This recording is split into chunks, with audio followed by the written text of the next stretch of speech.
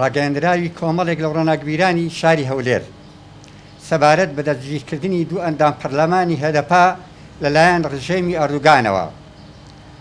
ئازادی خوازانی دنیا، نیشتیمان پەروەرانی کوردستان لەو دەوڵەتەی کە ئەردوغان دڵخوازە بکاتە سوڵتانی عوسمانی نوێ لە ماوەی دەسەڵاتیدا هەرچی ڕەفتار و بڕیاری شۆڤینیستی هەیە بەسەر خەڵکی ئازادی خوازی باکووری کوردستان ئەنجام داوە.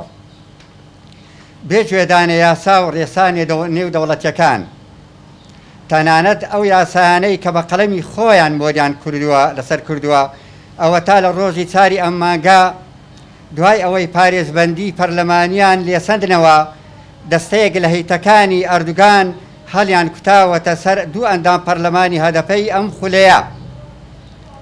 دوای ئەوەی دەرگای ماڵەکانیان شکاندووە و دەستگیریان کردوون و ڕاپێچی زیندانی ئامەد دیاربەکریان کردوون و کە خراپترین و ناخۆشترین زیندانی ئەو وڵاتەیە. لە کاتێکدا هەردوو پەرلەمانتا لە ڕووی ڕەوشی تەندروستیەوە زۆر خراپە.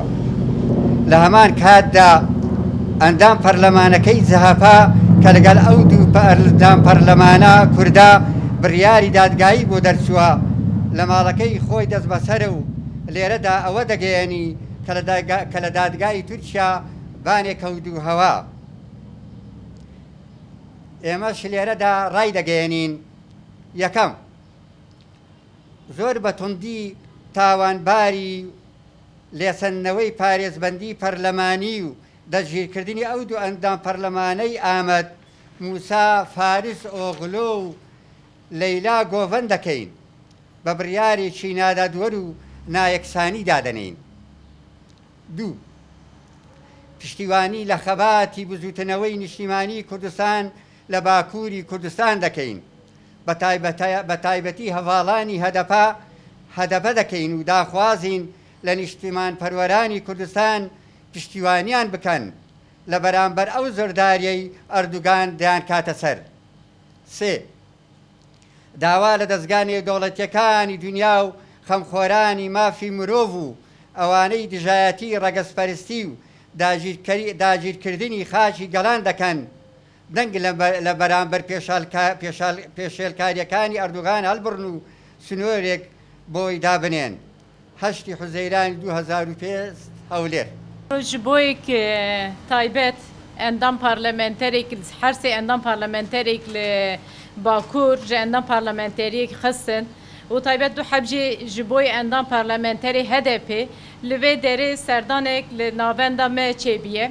Ev serdan taybet ji bo çalekvanê medenî ne akademisyenin yek rewşenbîrin milê wan da pêşketiye nerazîbûnekî nîşandina wana taybet piştgiriya hevdû kirin zor giring e. Ji bo wî jî em ji bo hatina wana zor spasiya xwe dikin.